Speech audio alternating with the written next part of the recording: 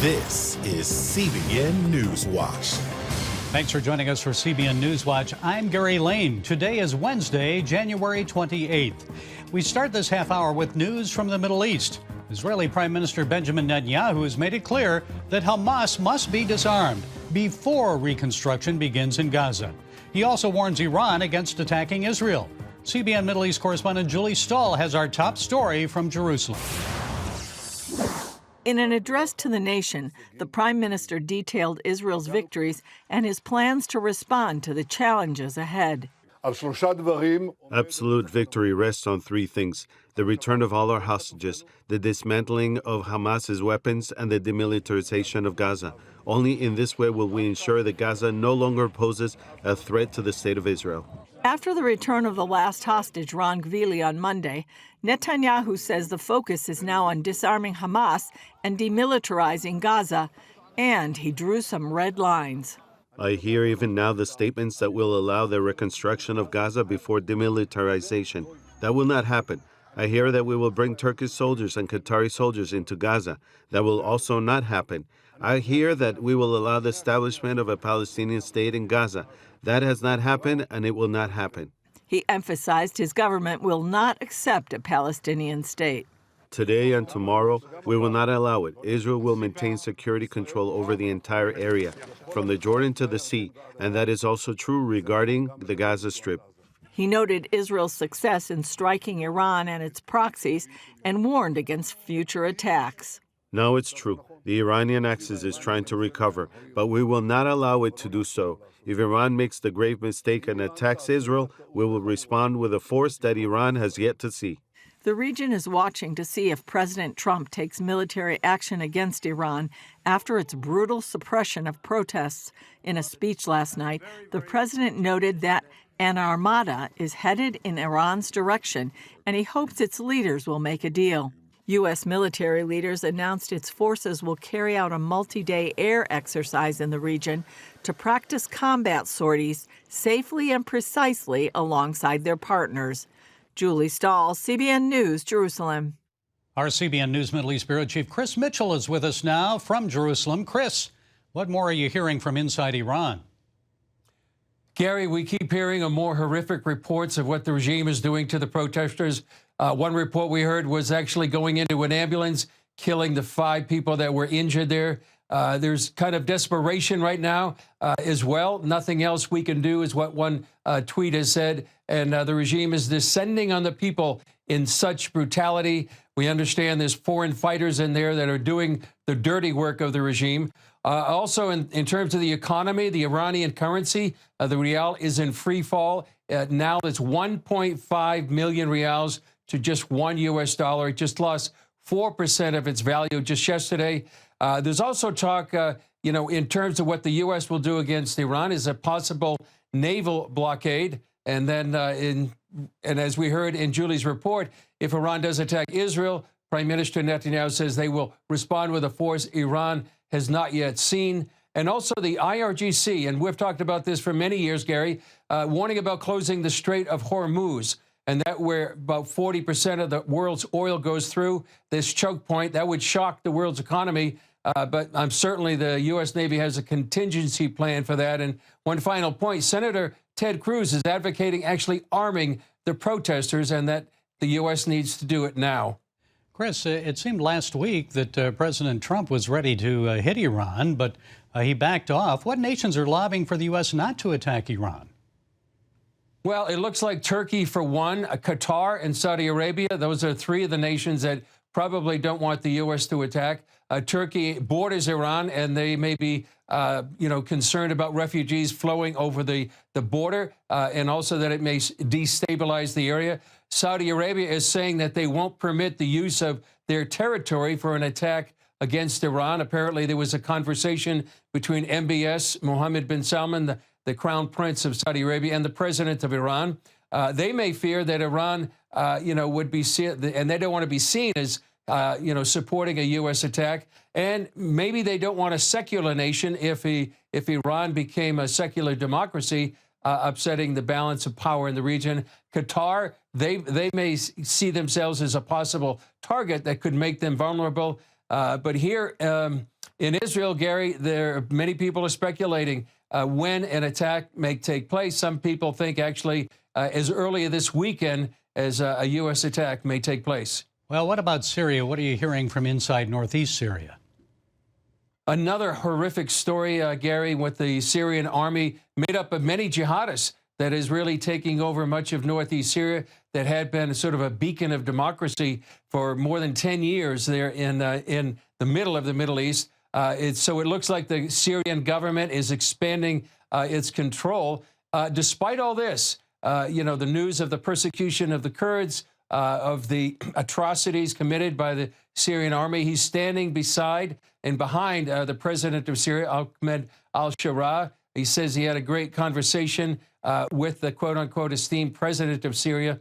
He says the area is functioning excellently. I'm very happy about that, but not so for many people here on the ground, thinking it's a very, very horrific situation for northeast Syria, for the Kurds who have seemingly been betrayed many, many times by different nations. And Chris, what does it mean to Israelis to have that last hostage back in Israel? Well, we talked about this yesterday, Gary, but today he was laid to rest. There was a funeral here attended by probably most of the leadership of Israel. Prime Minister Netanyahu was there. It really brings emotional closure to Israel. First time in 10 years that there's not one Israeli hostage inside Gaza. So the sense here, Gary, that they can go on and now that they're all home, whether they're alive or deceased. And, you know, Gary, Israel's like a family. The IDF doesn't want to leave anybody behind. And in terms of Ron Gavili, he fought until the last moments there on October 7th. Apparently, he killed actually 14 terrorists and saved many lives. So this all brings a closure to the people of Israel today. Okay, our CBN News Middle East Bureau Chief Chris Mitchell, thanks for your insights. We look forward to hearing from you again in the days ahead. Back here at home, new details in the fatal shooting death of Alex Pretti. Overnight, President Trump suggested he plans to finish the immigration crackdown job in a de-escalated form following the shooting in Minneapolis. Congresswoman Ilhan Omar was charged by a man as she spoke out against the immigration countdown in a town hall meeting. The man appears to spray a liquid substance at her before being arrested. Abolish ICE for good. And DHS Secretary Kristi Noem must resign or face impeachment.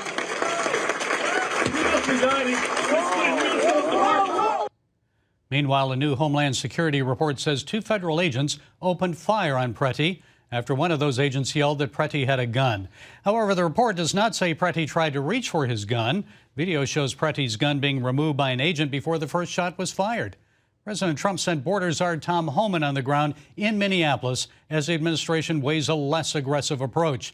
President Trump says a big investigation is underway into that killing. On Capitol Hill, a number of House Republicans are uniting against what they call a dangerous Islamic ideology spreading nationwide. CBN Capitol Hill correspondent Michelle London spoke with Texas Representative Keith Self about the Sharia-Free America Caucus. North Texas has had like 20 mosques in the last 2 years. Congressman Self draws a direct connection between a growing Muslim population in his home state to a gradual infiltration of Islamic control. First of all, it would be simply, we want a community. Then the police can't come in. And the contracts, the covenants of the area say that you may buy if you're the right kind of person. You may sell to the right kind of person. The Texas Republicans' crucial issue, the spread of Muslim Sharia law. Described as a framework of daily life for Muslims, Sharia is rooted in the Quran and the teachings of the Prophet Muhammad. It influences each aspect of a Muslim's life, from spiritual practices like prayer and fasting to daily activities such as business transactions. Now is the time to educate our colleagues in Congress, our citizens, to the dangers of a totally separate and disparate civilization. Self and fellow Texas Congressman Chip Roy are leading this effort through the Sharia-Free America Caucus. They say the goal is protecting the U.S. Constitution and individual freedom from Sharia's influence. This would include legal initiatives such as a no Sharia legislation, which would deny immigration benefits to devoted followers. In just 1 month, the caucus membership has grown to 26 Republican lawmakers from 17 states, including Florida Representative Byron Donalds, who says Sharia has no place in America. We will not surrender our freedoms. Illinois Representative Mary Millard says she joined the caucus to, quote, stand firmly against the radical ideology that seeks to uproot the constitutional principles and Christian values on which our nation was founded. Self points to the Trump administration's recent move to designate 3 branches of the Muslim Brotherhood as terrorist organizations. The Muslim Brotherhood as a whole is the genesis of all of this. They are the foundation of exporting Sharia to the United States and to Europe. I mean, look at the UK, look at France. That's what we don't want to happen to America. Congressman Self adds that on the March primary ballot, Texas voters will see Proposition 10, which calls for the prohibition of Sharia law in the state. Meanwhile, the caucus has received criticism from groups like the Muslim Public Affairs Council, arguing it fuels Islamophobic rhetoric and targets American Muslims. Reporting on Capitol Hill, Michelle London, CBN News. Coming up, more and more schools are cracking down on cell phone use, and teachers are praising the benefits. CBN News examines the phone-free movement. You're watching CBN NewsWatch.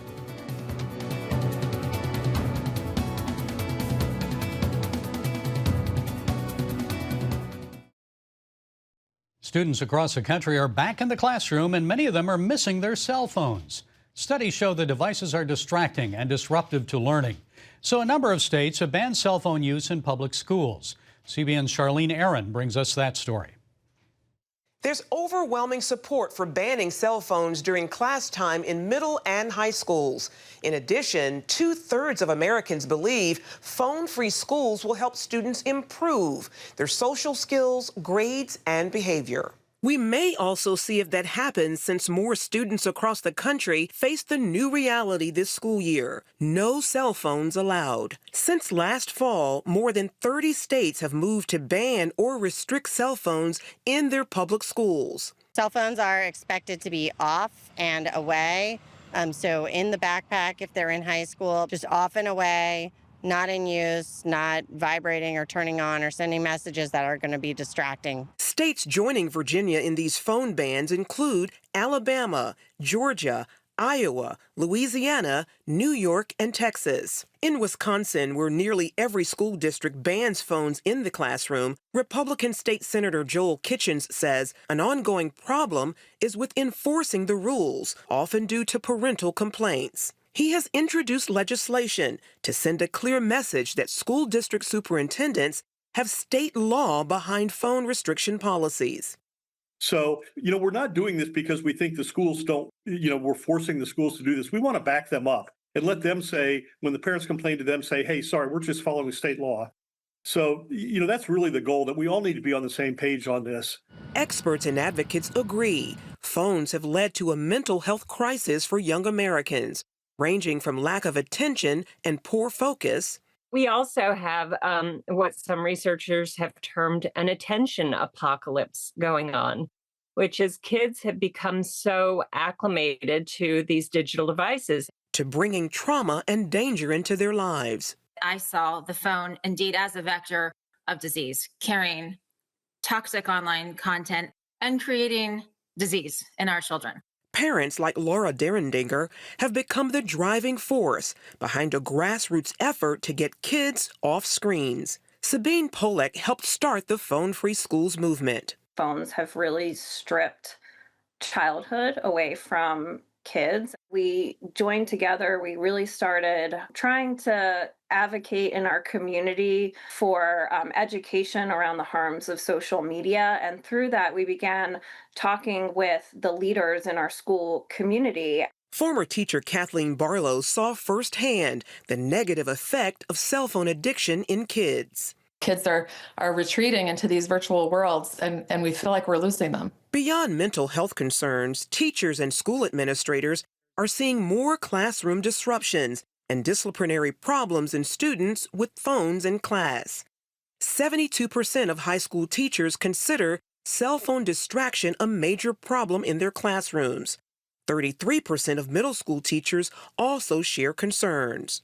I call them dopamine devices in their hands. It's very difficult for teachers to compete with that kind of level of entertainment. Even the best teachers can't compete with that. Some parents aren't comfortable that their children won't have their phones, especially in case of an emergency. To that, Henson points to the advice of experts. If mom is calling their child during an emergency, or heaven forbid, there's a school shooter situation going on, the child, instead of listening to the first responders that are there in person and have complete and accurate information, instead, they're trying to calm mom down on the phone, or mom may be hearing inaccurate information.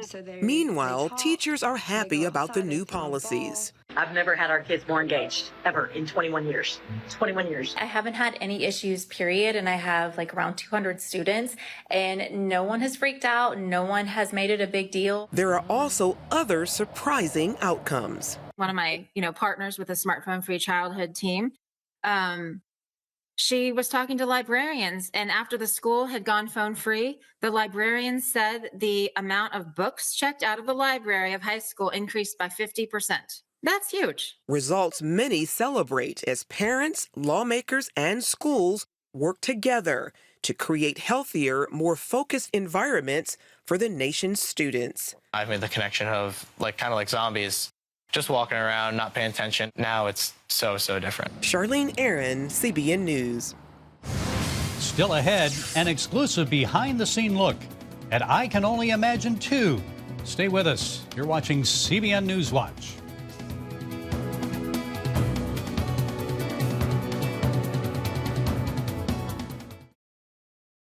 Welcome back to CBN NewsWatch.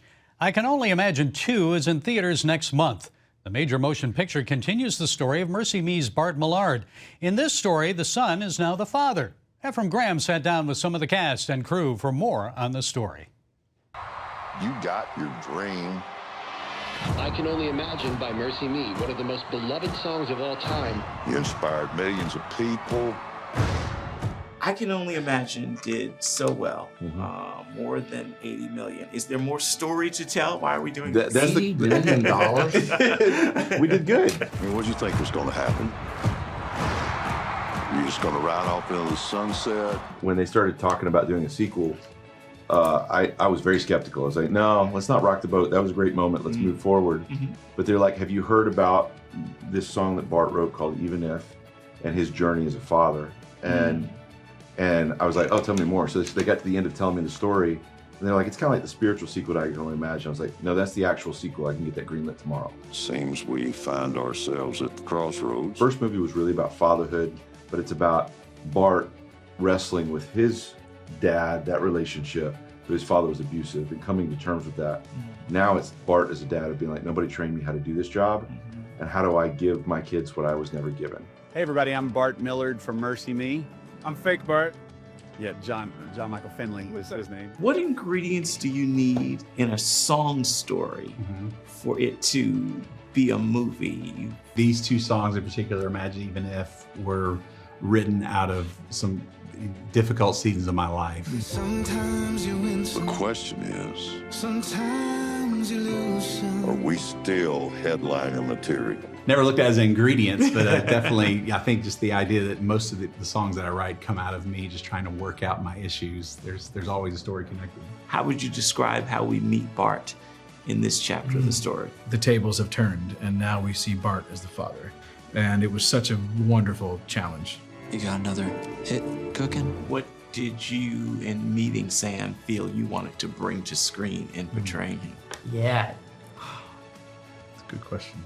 It is. So, in meeting Sam, we talked a lot about the struggle to connect. I feel like that is such an important thing to share that all of us go through it. I'm Tim. I'm Bart's warm-up. This is my first tour, It's my first tour, too. Milo, naturally you see I Can Only Imagine the first go-round, and now we're doing I Can Only Imagine 2. When you saw the first, was it something you thought, I'd love to do something with someday, or? I did it backwards. Oh, wow. I was offered a movie called I Can Only Imagine 2, and I'm like, I should probably watch the first one. I like that. I just want to write something that helps people. through the pain we all go through, I get to meet and study and just become friends, close friends with Tim Timmons. And what a gift. Milo brings your character to life. When did you know, I don't know whether it was going through it, or when did you know that the story, your story, would be a story to share? I'm truly, I feel so seen by how he played me. I mean, just as a human, just watching him do what he did was just so encouraging to me. This tour is your dream. I Can Only Imagine 2 hits theaters nationwide February 20th. Studio 5 will have an in-depth special on the film in the coming weeks. And join us tonight for an all-new edition of Studio 5. It's a special one-on-one conversation with Brunice Charles, a musician, singer, and songwriter. Talks about his life, his music journey, and his nomination for a Grammy Award for Best Gospel Performance Song.